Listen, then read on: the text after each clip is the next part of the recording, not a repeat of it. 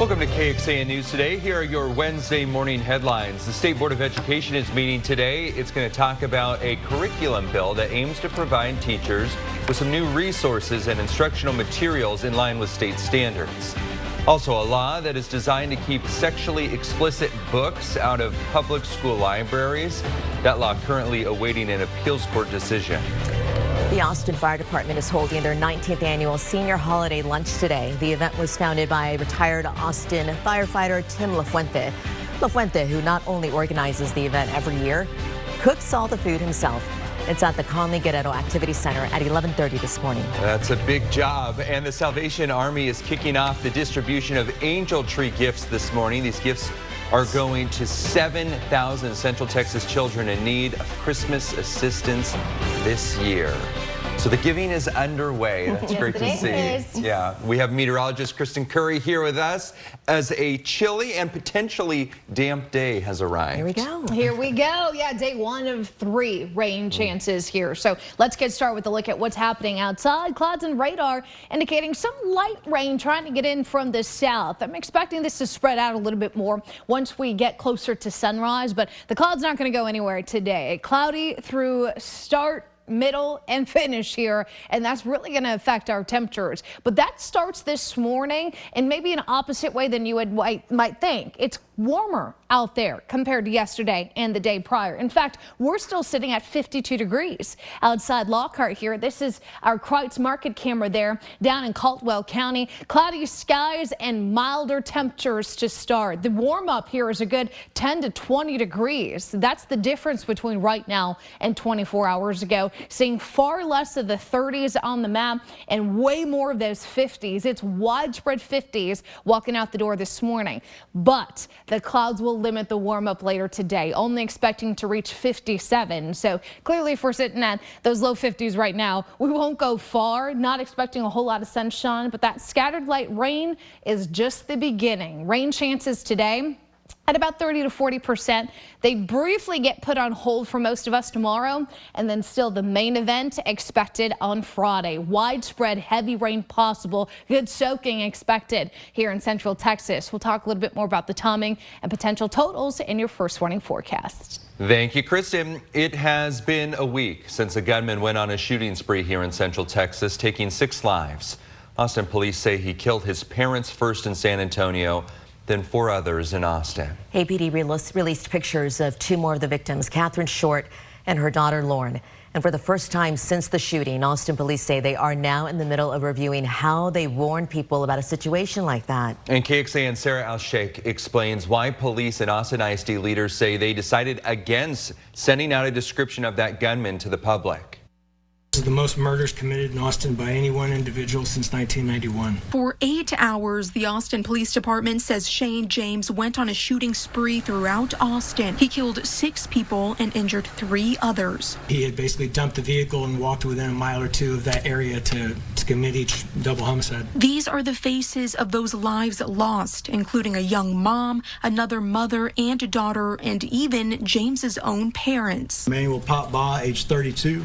Sabrina Rahman, age 24, Catherine Short, age 56, and Lauren Short, age 30.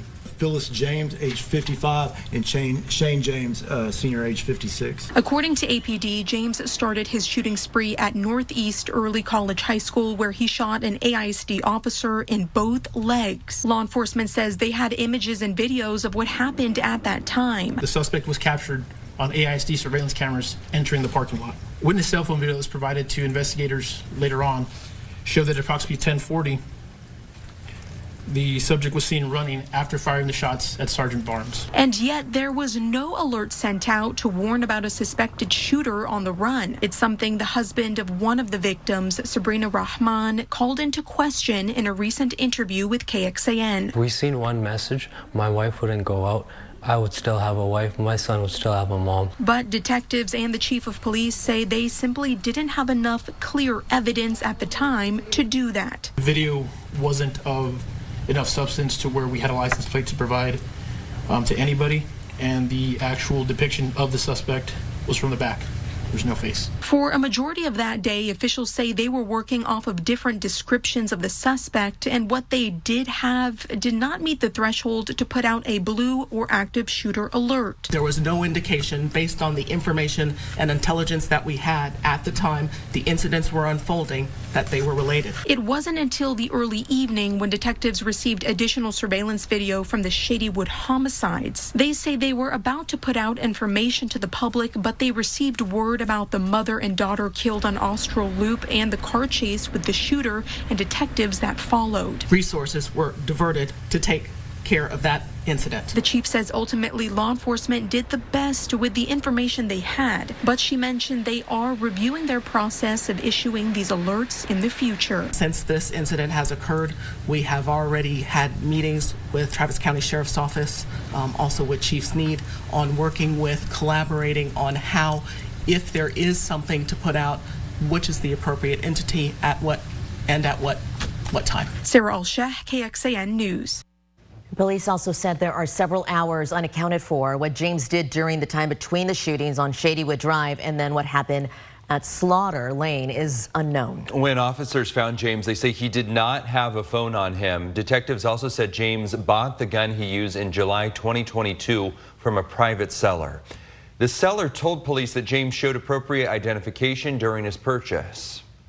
Detectives say back in 2018, James traveled from San Antonio to a church here in Austin, and they say 911 callers stated that he was experiencing suicidal thoughts, and officers took him to the emergency room because of him being a danger to himself and to others. And that was the last encounter they had with him until last week's killings. How a judge's ruling on the law against TikTok clarifies the concern over free speech. Plus, how Toys for Tots is trying to stay stocked up for kids in need as the popular nonprofit says it's lacking the donations it needs this holiday season. Good morning. Live look outside from Lockhart, Texas as we kick off this Wednesday morning here on KXAN News Today. Happy to have you with us. Police arrested an Austin Water employee for possession of child pornography. Yeah, 61-year-old Mark Raymond was on duty as a wastewater pipeline tech at the time of the arrest back in November. He was accused of possessing at least 7 videos of children engaged in sex acts that were shared through the Kick Messenger app. As of last Friday, he was still employed and stationed at the utility's Weberville Service Center. The utility said that it is aware of the arrest and could not comment on the active investigation. Raymond is not the first Austin Water employee to be arrested for a felony. We have details of those pending charges in this story over on KXAN.com. Just search for the story in the Investigate section. Texas's ban on TikTok on state devices just survived a federal court case. A judge determined the ban on official state devices and networks is a reasonable restriction, not a restraint on speech. The Knight First Amendment Institute at Columbia University challenged that ban. It argued it violated the First Amendment. The ban extends to official devices at state universities like UT, but the judge ruled because employees can still use their personal devices for TikTok on other networks, the law's okay. Texas, like other states, has concerns about how TikTok's parent company in China might handle personal information. President Biden could soon face an impeachment inquiry. A resolution to launch a formal investigation into Biden will head to the House floor for a vote later on today. House Rules Committee voted last night for it. The 9-4 vote along party lines happened after hours of debate and 9 failed Democratic amendments. If it passes, which would require the support of nearly all 221 Republicans, representatives, a formal inquiry would then start. The decision left to a federal judge over punishing the state during an ongoing lawsuit as we continue our coverage of the foster care crisis in Texas. Ukrainian President Zelensky's pleas for the aid that's been caught up in a political battle, and President Biden's argument that the freedom of one country impacts another. Good morning, all. Texas volleyball in the Final Four. How the Longhorns are staying fresh ahead of their battle in Tampa.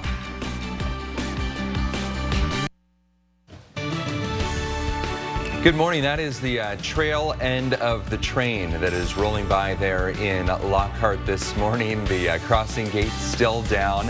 Happy to have you with us early in the morning on this Wednesday. Right now, a federal judge is contemplating whether to hold Texas in contempt of court yet again over ongoing problems in the Texas foster care system. A lawsuit involving this has lasted more than 12 years, and now Judge Janice Jack could slap the state with a fine for not following some of her specific court-ordered reforms. KXAN investigator Avery Travis breaks down what's next. Pictures show dirty, damaged, and disorganized rooms inside rentals in Temple, Killeen, and Belton, housing Texas foster children with some of the highest behavioral and medical needs. Pictures filed in a report ahead of a hearing in federal court, revealing dozens of children spent nights in these kinds of unregulated placements this year. But the grim picture painted by witness after witness in that hearing, using only their memories, gripped a Texas courtroom for 3 days. Hopeless former caseworkers remembered nights working harrowing overtime shifts, watching kids at these kinds of placements. And an 18-year-old girl offered tearful testimony about inappropriate advances from an adult staffer and other poor treatment during her 7 years in the system. Very dangerous problem areas that remain even after all these years. Paul Yetter, one of the lead attorneys who originally filed the lawsuit on behalf of thousands of children in the state's care, told the judge they've seen little improvement from the Texas agencies tasked with finding homes and investigating reports of abuse or neglect. Leadership from the state agencies involved told the court that they've made improvements, lowering the number of children without placement, as well as prioritizing staffing issues that could potentially put pressure on the system. Now, the judge has held the state of Texas in contempt twice before during the course of this lawsuit, so all eyes are looking to her, waiting on any ruling. Avery Travis, KXAN News. KXAN reached out to both Department of Family and Protective Services and also the Health and Human Services Commissions. They pointed us to the private attorneys now representing the state here. Those attorneys have yet to respond to our requests. A viral holiday game has people around the world turning down the volume of some Christmas classic. It's called Wham-ageddon. Turning down the volume. So while people are coming together to sing Christmas carols this month, turns out avoiding some holiday jingles can be just as unifying. Wham-ageddon players are trying to go all of December without ever actually hearing the holiday hit Last Christmas. In 1984, that hit from the iconic pop duo Wham became synonymous with the holiday season, and turns out it is hard to avoid hearing that song if you are trying to. A group of friends in Denmark started the game nearly 2 decades ago and are shocked that it's so popular. Every single year we are surprised and astonished and a little bit terrified of the activity and the engagement and the excitement with which people come at this thing with. So we've got all the rules and how you can play coming up next on Today. You don't want those friends. No, I love that song. You do? Yeah. Yeah, of all the holiday songs, thank you. Yeah, that's all I know. Well, Yeah, you lost the game already. I know, exactly. There's a few other songs that I would add to the list that I think are worse than Last Christmas. Oh, like- I know you don't like some of my songs. Would Mariah be on that list? No, I'm talking about, first of all, the Charlie Brown song. Oh, I Talking about the love that. hippopotamus song. Get that off the radio. I love Off. the Leanne Rimes version.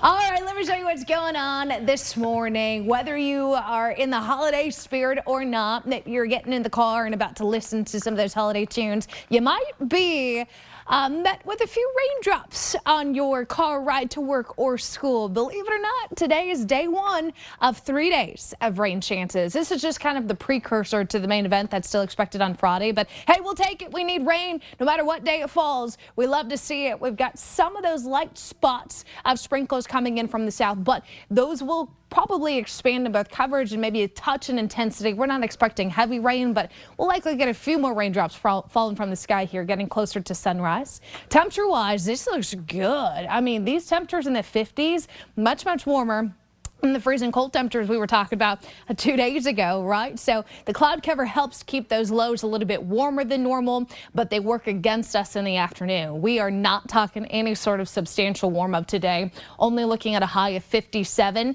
Rain chances will peak at about 40% today, but again, this is going to be light in intensity. So only a few spots expected to get up to maybe a 1/10 of an inch, but it looks pretty good heading towards about 8-9 a.m. And then things will start to peter out just a little bit heading towards the afternoon. So if anything, your morning commute could be a little slippery in spots, but afternoon wise will start to dry out some. That continues through the day tomorrow. Just a 10% chance of an isolated shower.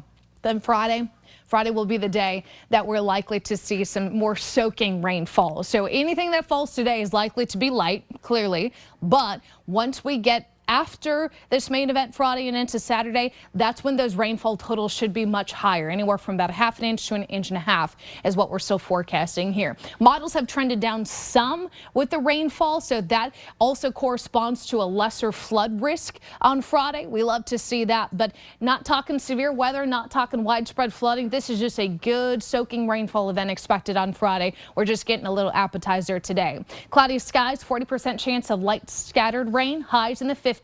Because we'll be a little drier tomorrow with sunshine, temperatures will rebound back to the 60s, and then you'll notice Friday, cloudy skies, and then that 90% chance of widespread showers with a few thunderstorms in the mix. It's now looking like your weekend will be dry, but factor in the winds. Breezy to windy conditions on Saturday. Temperatures only making it to about 59 as well. And then the sunshine in the 60s come back Sunday, Monday, Tuesday, a nice start to our next work week.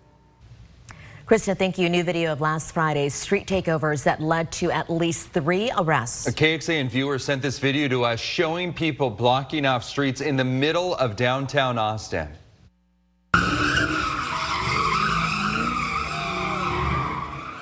So keep in mind, this is East Cesar Chavez and San Jacinto Street, very busy area. On the video, you see all those people there. They're taking scooters, they're on the sidewalk. And they actually end up setting a barricade up as well to make room for this. And then one driver is seen revving into the intersection. They're doing those donuts there. People are filming. Eventually you see the Austin police officers responding. It didn't take long for them to get there and clear out all those people watching. It's right in front of the Four Seasons Hotel, to give you a landmark here, a block from the Austin Convention Center. According to arrest records we told you about last night, that was just one of a number of locations live streamed on social media, alerting police to what was happening. Austin police say it started out as a gathering at the Home Depot in South Austin off of I-35 near Woodward. The 3 arrested were charged with engaging in organized criminal activity. That's a misdemeanor. Also this morning, veterans who need help getting disability benefits from the Department of Veterans Affairs may have been tricked. The Texas Attorney General is suing the company VA Claims Insider, saying it misled and confused vets. The company sells memberships to vets to help them with the benefits process, but the AG's office says this company frequently uses the word free. It says it in the 12-page contract it requires people to sign, but veterans could end up paying 6 times the amount of any disability increase that they end up receiving. A spokesperson for VA Claims Insider sent us this statement saying it disagrees with the lawsuit, that the company was founded by a veteran to serve veterans, and it looks forward to presenting its case in court. Christmas is fast approaching, and many families are going to turn to nonprofits like Toys for Tots for gifts. They're distributing toys starting today, and it's going to go on through the weekend. But this year, as demand goes up for the toys, there could be a problem. KXAN's Nabil Romano finds Toys for Tots says donations are down. For 76 years, Toys for Tots has been helping make Christmas morning special for families across the nation. I eventually did find out that we were receiving toys from nonprofit foundations. Samantha Martinez was one of those families needing gifts on Christmas. Now she's helping those in need as the coordinator for Austin's chapter of Toys for Tots. To even just donate even a $5 toy, even that small act will make the hugest difference. This year, demand is up. Yeah, this year the demand went from 1,500 families to almost 3,000. But Major Jeremiah Dennis says donations are down. The warehouse that holds the toys with a lot of open space. It's probably we're probably at 50% of where we're at last year. That hasn't stopped volunteers like Robert Rodriguez from stopping by to help. I'm an Austin native. I was born and raised here, and it's an honor to serve my community through the Toys for Tots Foundation. Hopefully I make a difference in that child's life. Now with just hours before distribution begins. 1 to 2-year-old boy loves those dump trucks. Those working to help families in need, Anything sports related, basketball, soccer, football, are hoping for some last-minute donations. I wish every child walking on here has a bike. I wish every child had like a red bag from Santa full of toys. Nabil Ramadna, KXAN News.